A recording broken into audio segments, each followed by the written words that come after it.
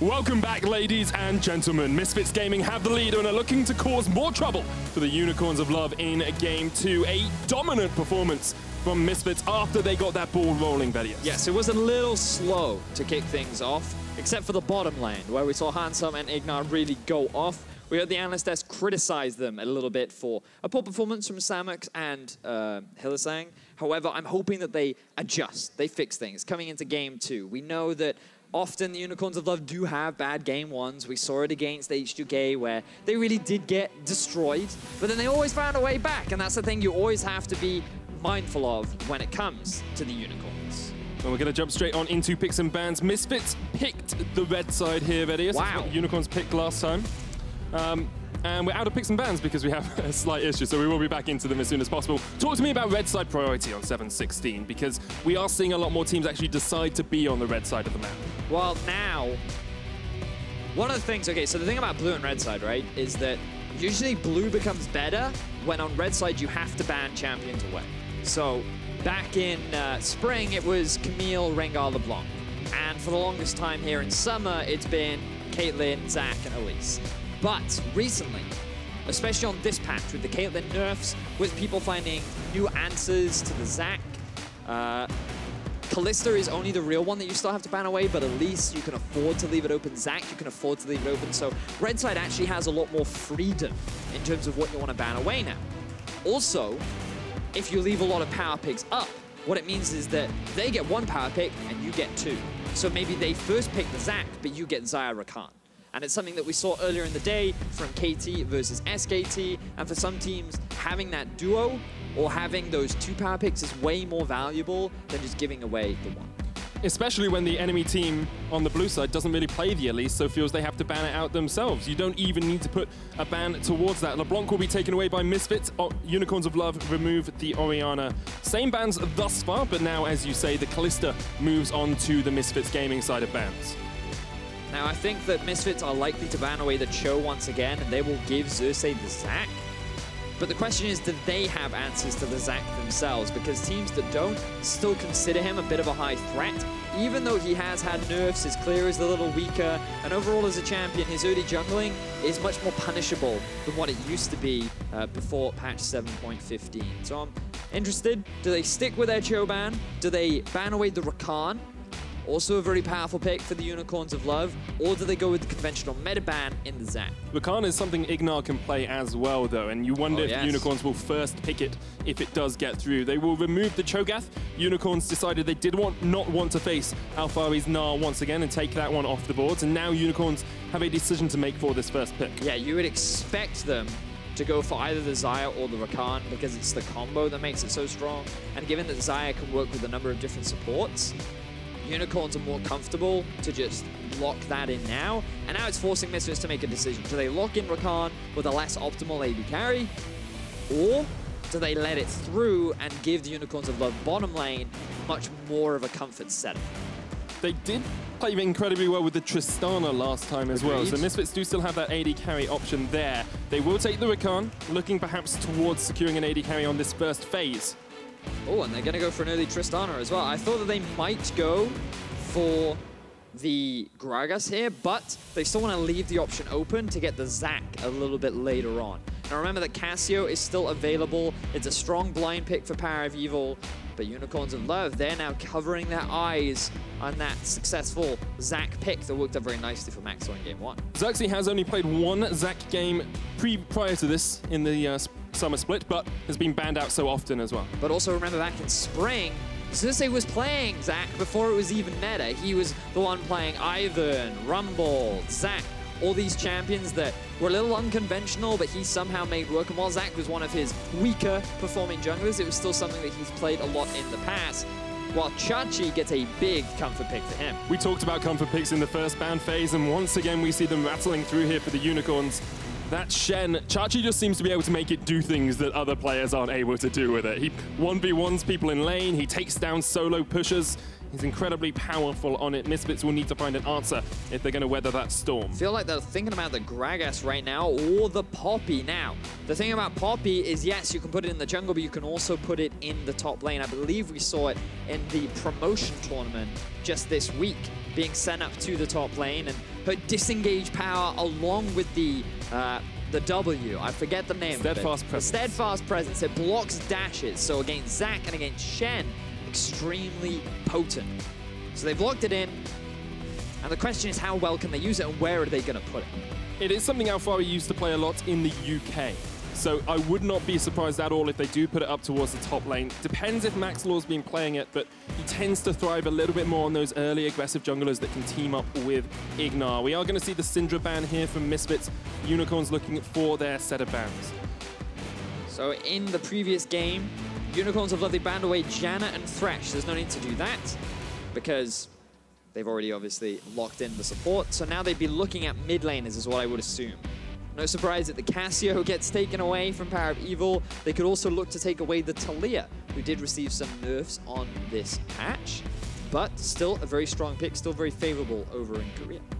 And it is no surprise that PowerOfEvil gets his Cassiopeia taken away, but he didn't really have that much impact on it in game one. He allowed the rest of the team to carry. So there's a bit of perspective from the Unicorn saying that we know PowerOfEvil is perhaps the most consistent player on Misfits, and we want to take away some of his more comfortable selections. Alistair taken away by Misfits, looking to shut down that Unicorns of Love bottom lane. So now we're looking at possible final bans. The Blanc ban, Syndra ban, Cassio ban, ooh, the Galio banned away as well. So Unicorns of Love also unsure about where that Poppy could be going, saying that the Galio could be mid, could be top. Still showing some respect towards PowerOfEvil as well. How are you looking to round out these two compositions, Vedius? Misfits probably looking for a jungler and a mid laner. Unicorns looking for the jungler and the mid laner and the support. So Misfits, I was going to say that right now one of the big things that they lack is follow-up for the Rakan. And when you lock in a Lucian, something that I've been having a lot of discussions with a bunch of different analysts, and Deficio, is that Lucian is a really strong mid laner right now. Very few answers to the Lucian. He has a lot of pressure in the 1 versus 1. He has a really strong mid-game spike, and he can still be very valuable in team fights along with being that side lane threat. The problem is he's very difficult to play around. Remember that he is an AD carry. He doesn't offer any utility at all. And as a champion, yes, he's strong when he's alone, but in the full 5v5, you'd still rather have an alternative mid laner like the Taliyah or something with a little bit more utility like a Victor or something along those lines. So there's a bit of risk running him, and I think it requires a lot of teamwork and coordination to properly pull it off. I am surprised they would pick a Kassadin into it, because if I was playing this matchup and I saw a Kassadin on the other side, I would pick the Lucian into that. I think that this is a very risky pick from the side of Unicorns of Love. What I can say is that they are going very Unicorns of Love style. Very team fight, very scaling. They want to play a slow early game, transition nicely into the late. They have an ability to force fights. They can play the 1-3-1, but their early game will be lacking. And that's where Misfits have the big advantage, as we just found out where that Poppy is going. It's going to be a rumble in the top lane for Alphari, playing what Vizicsacsi was able to win the lane with in the last game. It's Braum, Xayah bottom lane, and as you said, the Kassadin was locked in as well for the Unicorns of Love. A difficult matchup perhaps for Exileh in the mid lane. Still a lot for him to prove after a disappointing split, to say the least. Yeah, we'll definitely be keeping track of that. I'm excited. It's game 2, very convincing game 1 from the side of Misfits. Bit of a slow early game, but it certainly ramped up towards the later part of it. We did get those fights that I promised you, Medic, and I'm looking forward to more, except this time it will be Unicorns of Love that'll be the driving force behind making those fights happen. And if you want to get involved, make sure you jump on Twitter at LOL Esports. If you think the Unicorns of Love are going to equalize the series, hashtag UOL win. And if you think Misfits Gaming will go 2-0 up and be 1 win away from the semifinals, hashtag MSF win. Vedius, the Rift calls for us once again. It calls indeed for Exileh, the Kassadin in the mid lane. He will be trying to Rift walk over his opposition, but the Misfits stand in his way. And they say, not today, Unicorns, not today. Remember, ladies and gentlemen, best of 5. This is a quarter-final. The winner will move on to the semis. And face Fnatic. Or H2K in the instance of Misfits. But as you rightly said, if you're the Unicorns of Love and you win this series, you will only face Fnatic. That's your only option. Whereas Misfits, their opponent will depend on the winner of tomorrow's quarterfinal between G2 and Splyce. So all the information is available on UOL Esports. You can go check that out. And the analyst desk will tell us when results come in as well. Desk When we know who's playing whom, we will make sure to keep you guys informed. Vedius, I want to talk about this Misfits lineup just to extend on the compositional discussion we were having in picks and bans. You said the Unicorns of Love are looking for team fighting, a slower early game. Are the Misfits happy if we have that slow early game once again? No, they are not, Medic. They want to be trying to make stuff happen, especially around this Lucian. Pretty much the comps have reversed, because it's all about trying to get this Lucian ahead. And that doesn't mean it's the same as a talent, right? That doesn't mean you need to gank his lane so that he snowballs, so that he can roam around the map and get kills everywhere. He just has to have pressure. He needs to be the one that's pushing the Kassadin underneath his tower. He needs to be the one that works with Maxlore to get that deep vision down. So that, remember, a lot of the control we talked about in game 1 was coming out from Unicorns of Love. Even though they were at a goal deficit, they were the ones that owned the river. They were the ones that seemed to be forcing Misfits to react. And it should be Misfits doing that this time around. They should be the ones that control the tempo of the game. They should be the ones dictating how things go.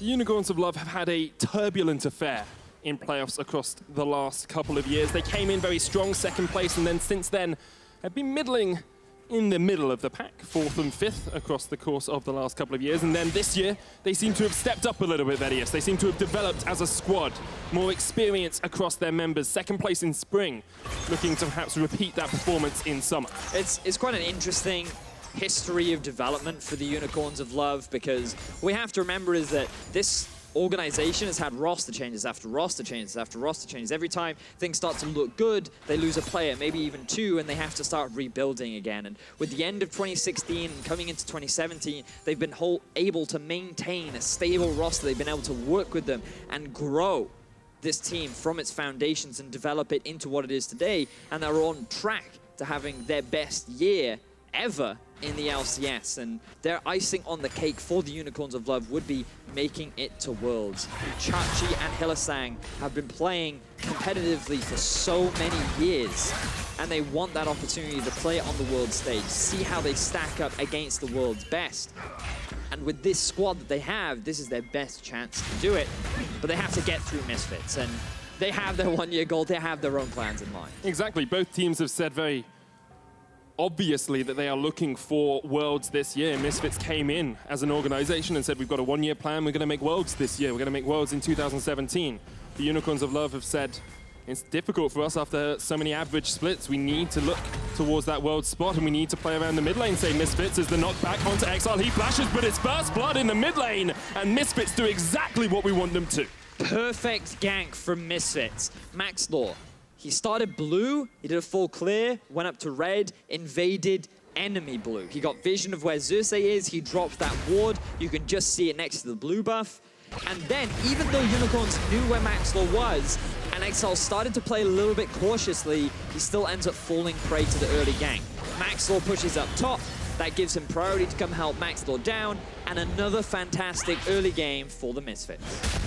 Alphari with the push in the top lane has been a pretty strong performance over the last game and a half. Really struggled throughout the split, though. Wasn't really able to put into effect the devastating pressure that we've seen him do in previous splits. And while we can talk a lot about the top lane, we've got to focus in on how this mid lane matchup goes, because we wanted to see these early ganks, and I wasn't expecting it from a Poppy, but knowing how PowerOfEvil is the one to take the initial aggro. They then knock Exileh away from the tower, so that when he flashes in, PowerOfEvil is still in range to shut him down.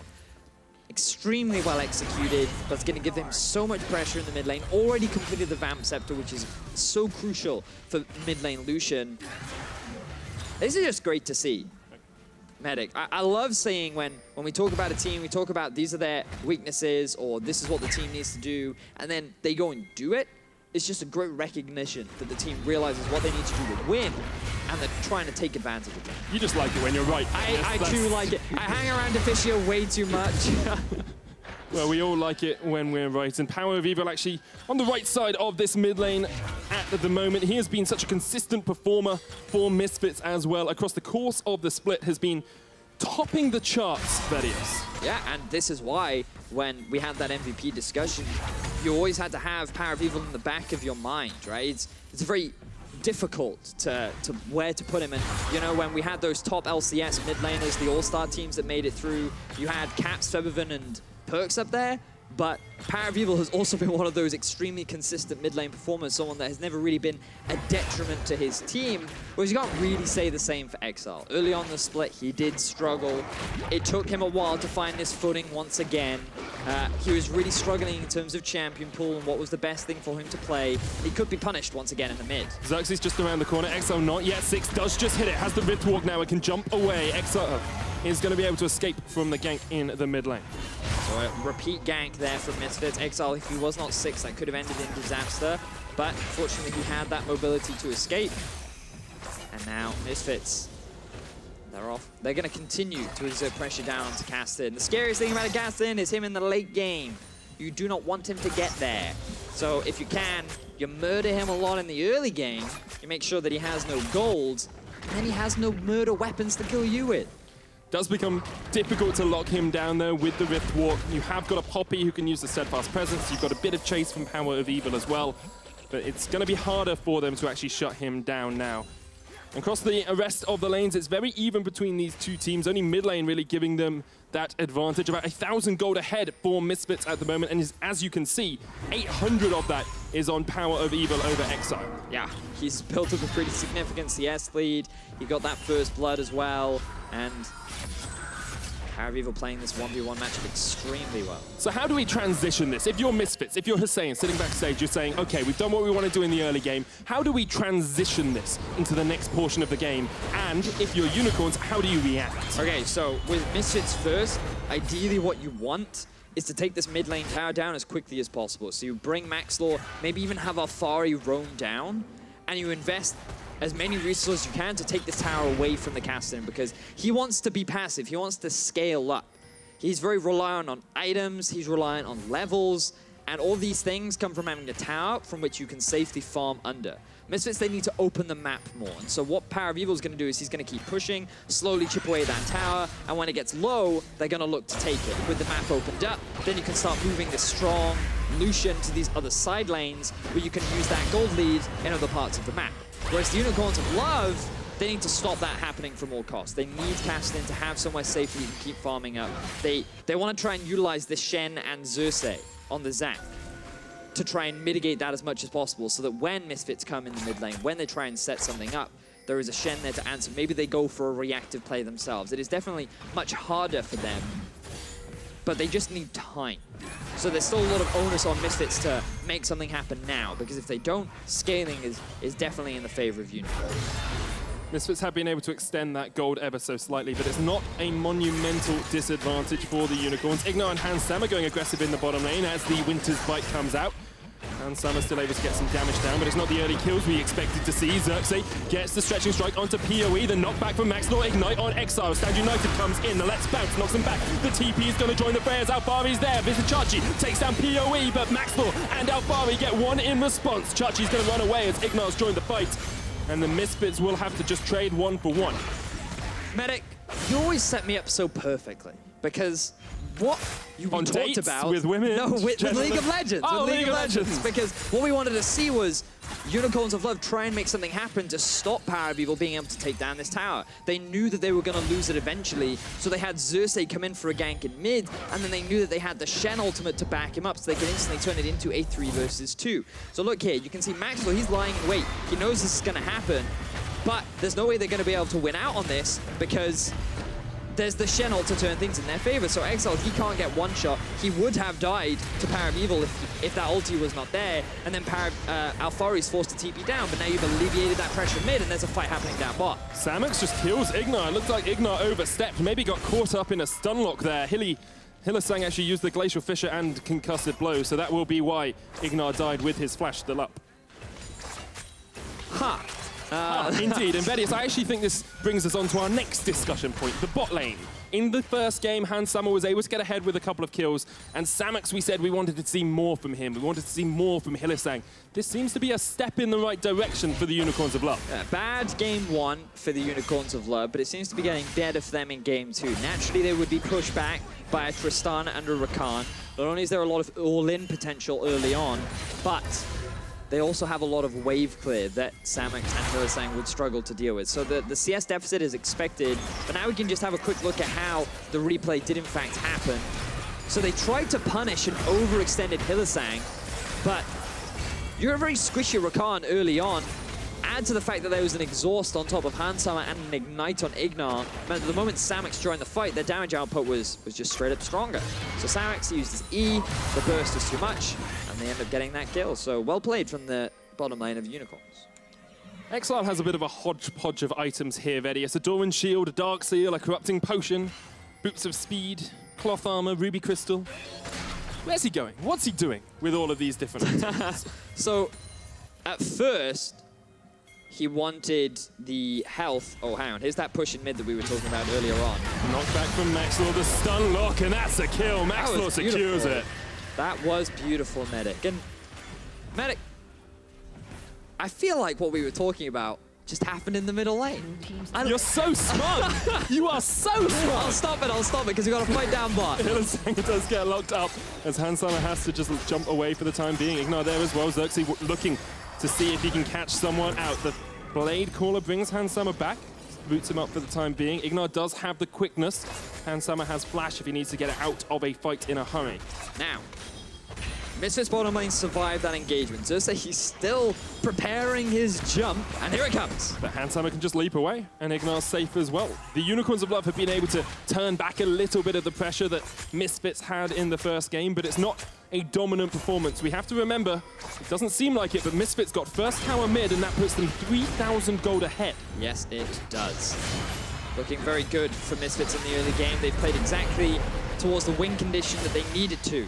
Get the Lucian ahead, take down the mid-tier 1, and start playing around the rest of the map. Now, let's see where they put this Lucian, because you can't just suddenly send him off to a side lane, right? It wouldn't make sense to have your AD carry and support in mid. What are they going to do there?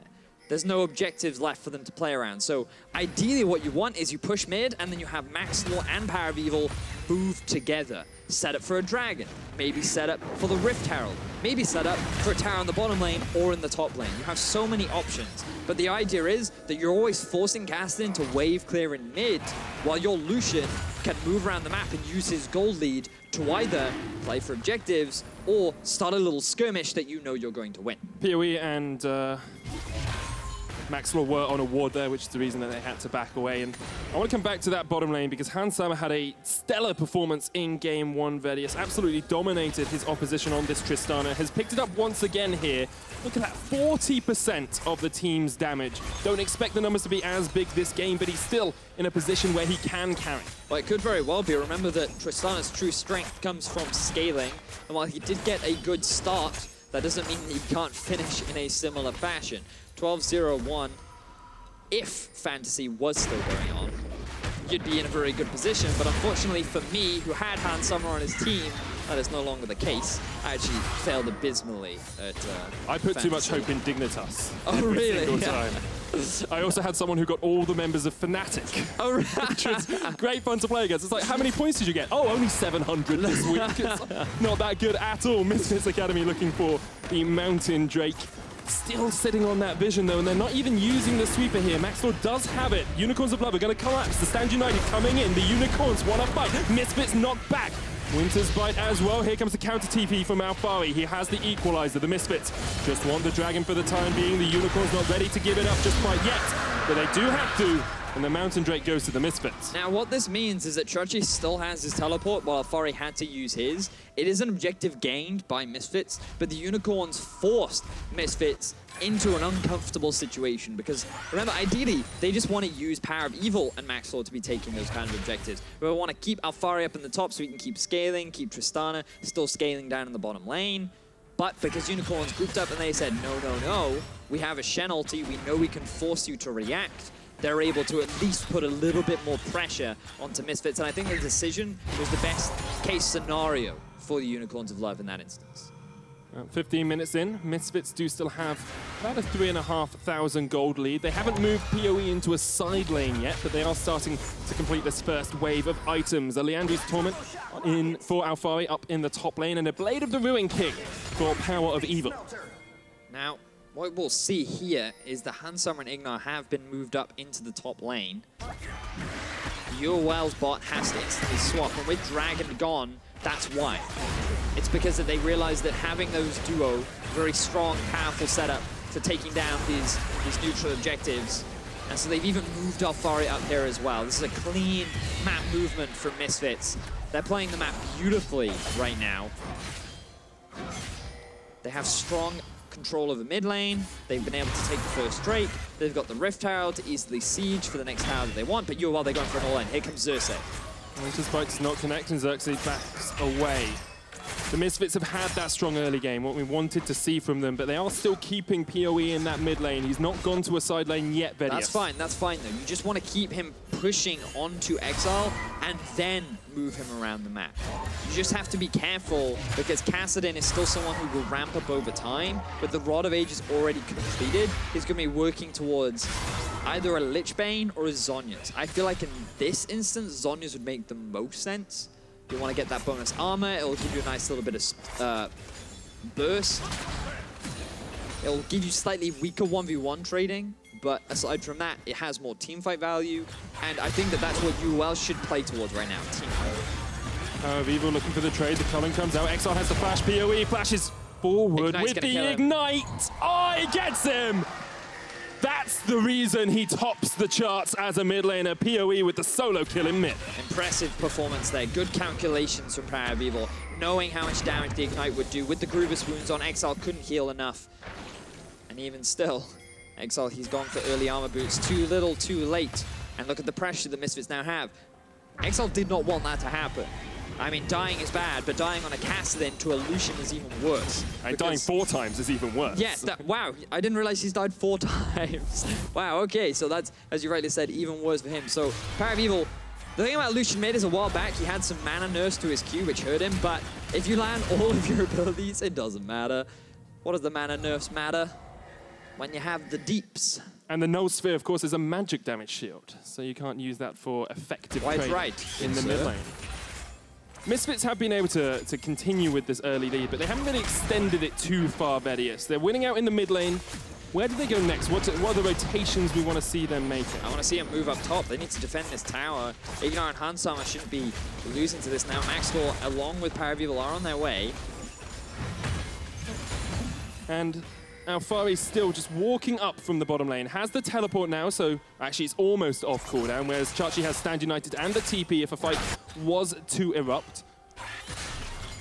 The game slowed down a little bit, Vedius, and we said in Picks and Bans that Unicorns of Love would like a little bit more scaling and like a little bit more time to get into the game, but you do need to be able to survive and actually get the farm, whereas we see Exile is 50 CS behind in the middle lane. Yeah, the Unicorns of Love, they still have that scaling option left. Their late game is still very strong, and I can't remember who exactly the Unicorns of Love played against, but what I do remember was that Exile was on a Kassadin. He was extremely far behind during the laning phase, and then afterwards, he got 1 kill in a bad team fight played by the opposition, and then all of a sudden, he became overfed, they won the game. So I wouldn't count them out as a play's happening top. Quickness used by Ignar, the tower there, the TP coming in will come through. The Unicorns of Love want this fight, but Alphari's joined the fray. There's the equalizer as well. Misfits, 1-for-1 trade. Hylissang down as well, and now it's Xerxe and Exile all by themselves. Xerxe nowhere to be seen, Exile's dead. Xerxe running away from 4 members of Misfits. Ignar cannot land the grand entrance. And the Unicorns fall 1 by 1 in the top lane. It looked like a promising setup for the Unicorns. Samux, he bought so much time for Xerxe to join the fight. And you'd think that with the Shen there, with the tower still up, with the Kassadin TPing into UOL, they can find a way to turn this fight in their favor. But no, a beautiful flanking TP from Alphari shuts down Samux. Exile, he doesn't have the damage to be able to win a fight once the AD carry is gone at this point in the game. And so Misfits, they come out the victors. They use the Rift Tower because it's just about to run out anyway to get a bit of damage done onto tier 2. They don't want to stick around. They're going to go back to base. But here, look at this. The initiation comes out from Ignar.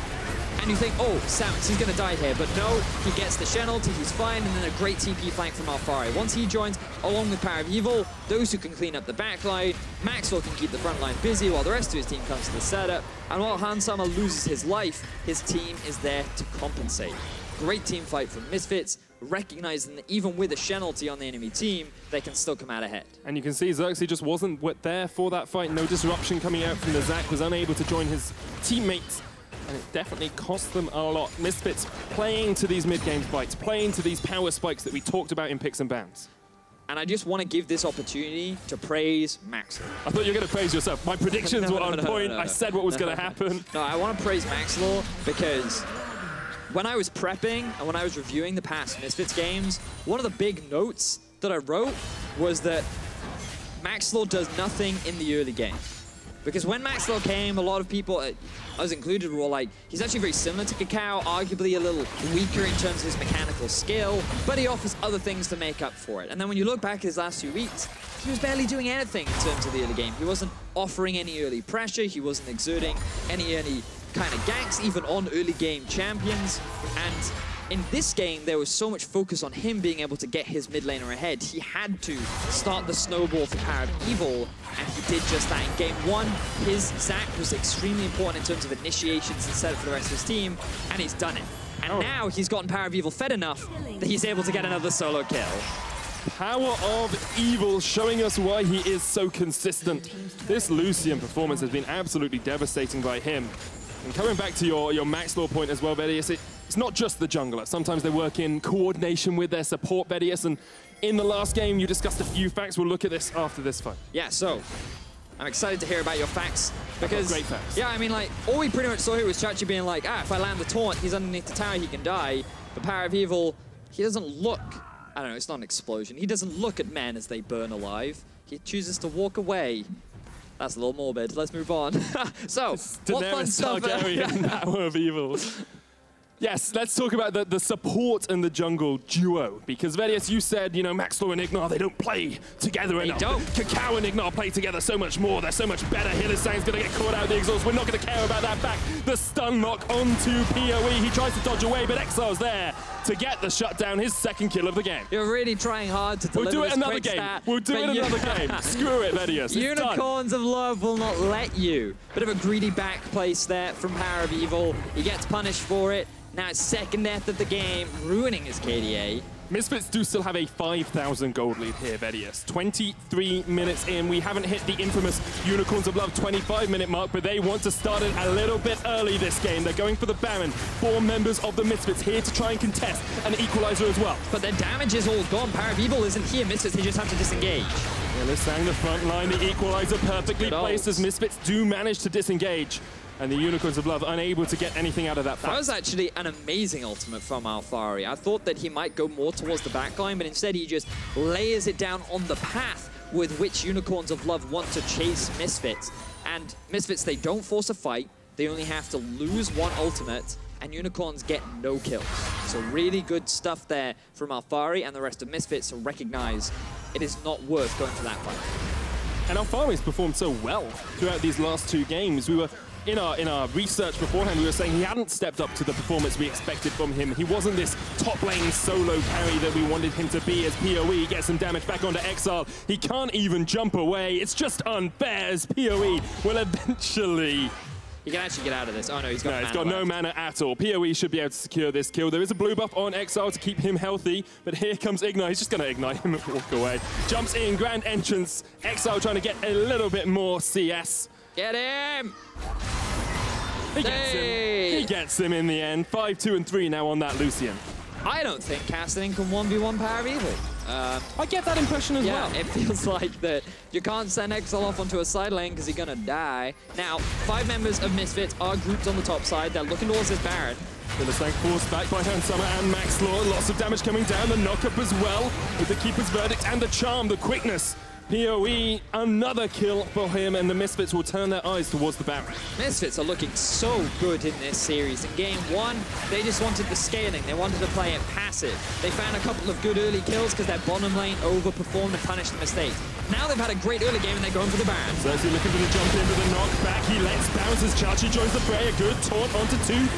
massive use onto Xerxe. UOL will lose one and they'll lose a second as Xerxe goes down. The Misfits team fighting has been sublime throughout this series. Gotta be honest, Medic, it's much easier when it's 5v3. Unicorns of Love had to try, though. They had to try and stop this Baron, but Misfits are too far ahead. They are too strong, and they clean up the Unicorns. They have an 8,000 gold lead and they are still in this mid-game spike that we wanted to see them utilize. So here we have the setup. This is the second half of the fight. They've already lost their mid laner. Unicorns have already lost their support. And the best they can hope for is that they can go for a steal, or maybe they can get a kill onto Maxlore so there's no smite. But unfortunately for UOL, they get 0. Teleport was cancelled as well. Exile deciding he didn't want to join that fight after everyone else had died. Man, who'd have thought that if you put a bunny and a unicorn in a cage, the bunny would be beaten up on that unicorn? Have you never watched Monty Python? Oh, yeah, that's a good point. Exactly. Unicorns need a holy hand grenade, otherwise they are not going to win this fight. And they need to read the ancient incantation in order to What was the ancient incantation? Oh, it was about how much you have to count to. It's like you must count to 3. Oh, yes. 4 is too far. 6 is right out. You know what else is right out? The Unicorns of Love chances of winning this game. They are 8,000 gold behind at the 26-minute mark. Whoa, I just made a prediction. Whoa. Yeah, but you didn't tweet about it. You know this. We already talked about this. Scaling. So casters, you've always got to go there, right? They've got the late game. That's what they've still got left in their pockets. Look at the items. They've completed 2, Medic. There's still the possibility of them getting 1 good fight. That's all they need to stall out. And then when they reach the 35 minutes, then maybe they can win. But it'll take a while to get there, and it really Probably take about 8 minutes to get to 35 minutes. It will take 8 minutes, you're quite right. And in those 8 minutes, Misfits will be sieging on the base. And PoE knows to check the bushes as well. He's been burnt before. He notices that Samux and Hylissang are off the map, pops the culling down, and Hylissang just loses half his health, even with the Unbreakable. PowerOfEvil will be able to get another tower off this push for the Misfits, and they will be 10,000 gold ahead at the 27-minute mark. And if they win this game, Vedius, you have to remember they're only 1 game away from semi-finals once again, and from knocking the Unicorns of Love out of playoffs. Yes, that's very true. But you know who else was 1 game away from making it? Who? KT.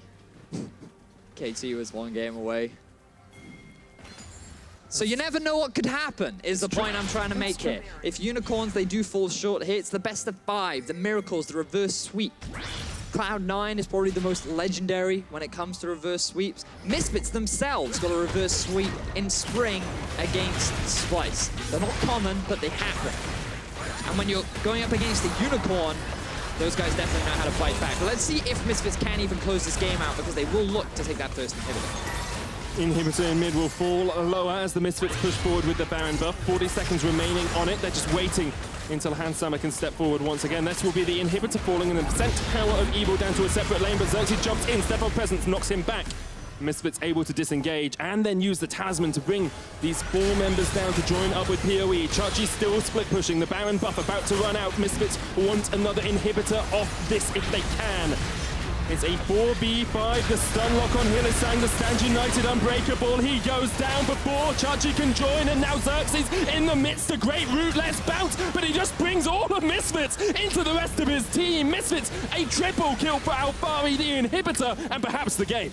Misfits look so clean in game 2. 15-4 is the scoreline. Xerxe only now arrives. Exileh is able to kill Ignar, but Alphari unkilled this game has been a dominant force for Misfits. They'll take the first Nexus tower, and they decide to back away. A 13,000 gold lead, but they're not willing to throw this game at the Nexus towers. They're a little too afraid of the Ninja and the Void Walker right now. They're going to be forced to disengage, but they can be happy. They won another fight. They got 2 inhibs. Their only options left now are to group up top, push down the tower, maybe take a Drake as an added benefit. It's their second Infernal of the game as well. 30 minutes in, double Infernal, double Mountain, double AD carry, triple items on both of them. Misfits are looking pretty darn close to going 2-0 up. So let's have a look. We're now moving to the bottom lane. The Shen comes through. Hylissang can't survive long enough for Xerxe to join the fight. That means Maxlore's able to get away. Xerxe drags the entire enemy team onto his own team. Allows Alphari to get a triple kill. No Penta for him, though. One day. Alphari has been such a good performer this game, though, and in the last game. He has done such a good job, and Unicorns of Love do manage to get Ignar off the back of it, but... If they killed Exileh there, they probably could have ended the game, but with him getting a little bit more health back, a lot of mana being ran out, they don't want to risk it. Might want to add level 18 PowerOfEvil, 30 minutes into the game. That is a very fast level 18, for those that might not know. Both top laners still only level 16, and they've barely been in the fights. And Exileh only just got level 16, so that's a lot of damage just from raw stats. And then from his items as well. Blade of the Ruin King, Maw of Malmortius, Black Cleaver, Phantom Dancer. Could you want anything else? Look at the amount of control wards, Vedius. If Deficio was here, that was all he'd be talking about. Well, no, what he'd be talking about is the Doran shield that's still on Hansama, rather than buying a control ward. But I suppose he could argue, oh, well, all my other teams got it, and I carried last game, so...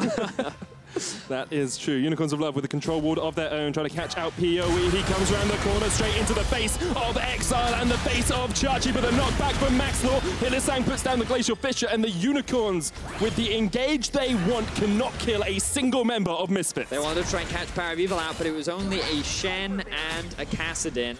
Unfortunately, it wasn't enough damage, especially with Maxlore just around the corner to provide the peel necessary. He's just going to vamp that back up, and now they're grouping up top. They just have to wait for the 2 minion waves of supers to push down as they look to take down that final inhibitor tower. They may even go for the Baron.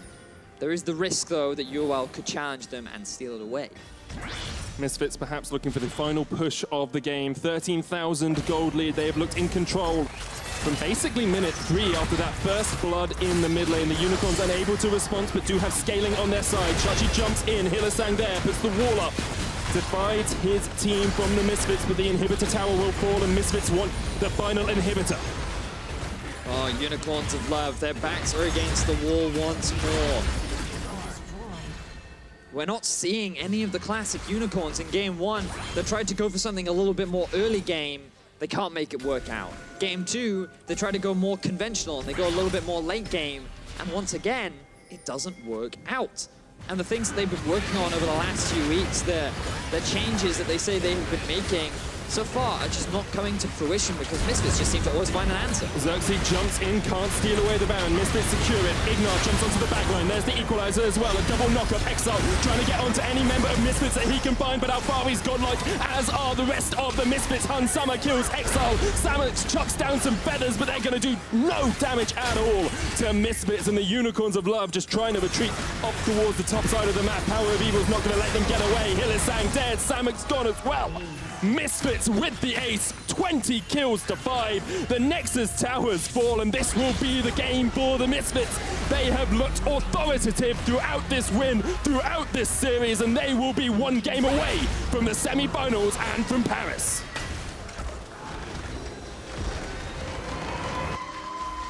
The Misfits fans are still supporting their team.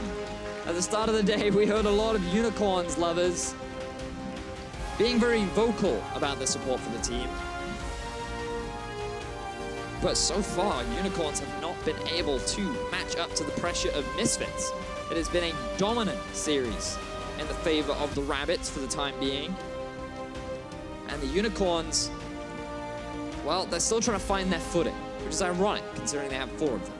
Rabbits do as well, though. That's true. And Rabbits are better on slopes, so maybe that's what's happening here. Perhaps a little bit of tilt entering the mines. The Unicorns, however, have come back from this sort of position before. They are a team that thrives on controversy and on difficult situations. You cannot count them out until you see that final Nexus fall, Vedius. And the big thing for me is that both these teams had that plan. This is the best possible year, or one of the best years, or maybe even the best year for the Unicorns of Love since their inception. And they felt like this was their year to make it to Worlds. They made it to the finals last split. They looked really strong in their own group, ending the regular season after defeating H2K. They thought, their fans thought, a lot of people thought that this could be one of the representatives for Europe at Worlds. And Misfits are now standing in their way and saying, we want it too, and we're willing to fight you for it. Misfits Gaming continue to dominate in this series. Let's hear from our analysts for more on their win. Well, that man on your screen, right there, PowerOfEvil against his ex-team, where it all started for him. He showed up. We talked about how is there a second carry for Misfits outside of PowerOfEvil. Well, they didn't need one this game, even though all the rest of the team... Was the second carry. Maxlore, Alphari did well. Everyone did really good. And let's take a look at the picks and bans. And I know we often say, well, it's results-based analysis if we say who wins the draft. But I can vouch for the fact that everyone here agreed that Misfits had a really, really good draft. So, Jesiz, what exactly stood out to you about Misfits' draft here? I think, at least from my point of view, I think the biggest thing was that they took away Rakan when Unicorns first picked Xayah. I think taking away, putting Hylissang on these non-playmaking champions is a super great strategy. It seems to be working really well. I think when Hylissang isn't making any of these plays, it just seems like they're losing almost everywhere. And that was really just the case of this game. Yeah. I also want to highlight that Xerxe fell into his own trap. He started playing Poppy against things like Zac because he wanted to make Zac useless in teamfights. Maybe he didn't expect anyone to pick it up. Probably didn't expect it because he took the Zac very early in this draft, and Maxlore responded with the Poppy, made sure the Zac could never really have much impact. And then, of course, the big one in the mid lane. Caps, what happened there? I think Exileh's champion pool is maybe a bit lackluster. Once you ban out the LeBlanc, it's kind of hard for Exileh. There was also the Syndra ban, I can see. And both of these champions are like fine in solution, but since both of them are gone, he looked kind of lost in draft, and he ended up with the Kassadin, which people consider Lucian a hard counter. It is playable, but the problem is she will get pushed in all the time, and especially when Poppy has priority over Zac, they were able to just run around and dive him over and over again. Yeah, we're going to take a look at a couple of replays. Good, you mentioned that. The jungle proximity of the enemy of Maxlore in his mid lane was through the roof. Maxlore said, I am not going to let you do anything in this lane, basically, as we see the mid laners there thinking about what happened. We couldn't show the first one. And of course, we called out Exileh a lot this split about his high deaths per game, and that has been better. It had been in decline, but this game, in combination with PowerOfEvil, with this good matchup and the jungle pressure, was just so awful for the Unicorns of Love. Yeah, I mean, there were a few things Exileh could have done during the dives. Like if you time your flash with the charge from Poppy or your jump with Kassadin later, probably will stay alive in at least one of the cases. But once you already sit on the Kassadin, you're pretty doomed when the enemy jungler can dive you that easily. And I don't even know as a team if there's anything you can do to save him there. Do you just call for the jungler to come bot lane instead and say like, come, let's just try and get a kill down here and that's it? Yeah, I think especially when you have 3 losing lanes, I think it's super hard to play as a jungler, especially when enemy jungler is just all up in your face and the laners are up in your face as well. You just have to do some desperate ganks and try and snowball one lane, and didn't really seem too possible. I think Misfits split really well though, like pushing vision and controlling like both jungles, all 4 quadrants basically, and just keeping track of Sjokz all game, basically. Yeah, that was now 2 games in a row that Misfits take in this quarterfinal. And if you take a look at the post-game breakdown, we also have to start thinking about Game 3 because it could be all over for the Unicorns of Love. And Misfits have only won 1 series versus the playoff teams the entire split. They could match that record if they now beat the Unicorns of Love. But I've been particularly impressed with how they've been playing. Caps, what do the Unicorns of Love do from here? It's pretty hard because I feel like they just got outdrafted really hard both games. Especially this game, that it felt like there was nothing they could do. I'm not sure if they can even fix the problem though, because it's not necessarily about like picking the right champions. It's also about the being able to play the right champions. And I think Vizicsacsi and Exileh have some really big champion pool errors. And it's not something you can just fix from game to game. Yeah, it is also interesting to me that it's coming up now because Unicorns of Love have kind of always they've been outdrafted and still won games, right? This split. So why do you think Misfits were able to control them so well? They didn't really fall in the trap of the team fights that they couldn't win. They didn't really, let the magic of the Unicorns so-called happen, or the clutch moments. I mean, I think game 1, Misfits had the better late game draft already, so there was a very low chance they would actually struggle in the late game. Game 2 with the Kassadin, it was just so one-sided in the early game that it was almost impossible for it even to go late game. So I think if you are Unicorns of Love, like one thing Caps mentioned during the game was maybe it's time to just go Vladimir. Like literally just YOLO to Vladimir just because you need late game. It usually works for them, I guess. And then they have to hope that Misfits in a game 3 will struggle to close out the game. But it doesn't look like Misfits are going to struggle here with actually finishing the games. So if you are going to play the old Unicorn style, you need super strong late game team fights. And of course, then you can't fall too far behind early. And I'm not even sure it's possible anymore for them. we didn't try and speak that much about Exileh dying a lot and this and that, but it seems like we're always going back to that, because why aren't we mentioning someone like Vizicsacsi? Why don't they try and make him the big carry in the game? Or is it because of the draft? They can't give him priority anyway, so they never really can put all their marbles in Vizicsacsi. I feel like they're all kind of trying to escape, or like trying to avoid the problem in a way. It feels like it's very obvious to them all that they're all putting in, at least everyone except Exileh maybe, they're all like, well, I'm putting my part, I don't have to do more. And I feel like at this point, I mean, they're 0-2 down, and someone on that team needs to do something, either Vizicsacsi or Hylissang. I feel like either of them need to just do something to have a winning side and have a side that they can play to, but yeah. Could this be a game where Vizicsacsi goes for something like Renekton to try and get an early game jungler, play around top side, and then say, you know what, we need to just stomp one lane completely, and then see if they can actually run away with the game. They had that one really good early game against Splice, where it was like full late game comp from Splice's side, where they actually managed to shut it down, but that was one game from them. It might be something like that they have to do. It's either full-on late game and hope Misfits doesn't close out the game, or you need super strong early game where you play around. Probably not mid lane. But well, I didn't think we were going to be talking about this match in this manner after 2 games. Misfits, they were worse at closing out games before. They were worse at coming back in games, but now they seem to be better at everything for now. Misfits looking very, very promising and are looking to start their run for the trophy tonight against Unicorns of Love. Game 3 is coming up in just a couple of minutes. Stick around.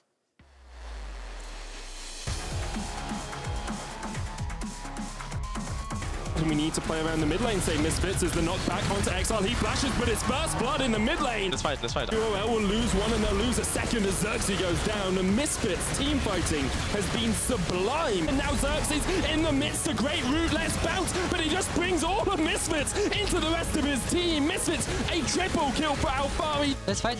Yep. Authoritative throughout this win, throughout this series, and they will be 1 game away from the semi-finals and from Paris.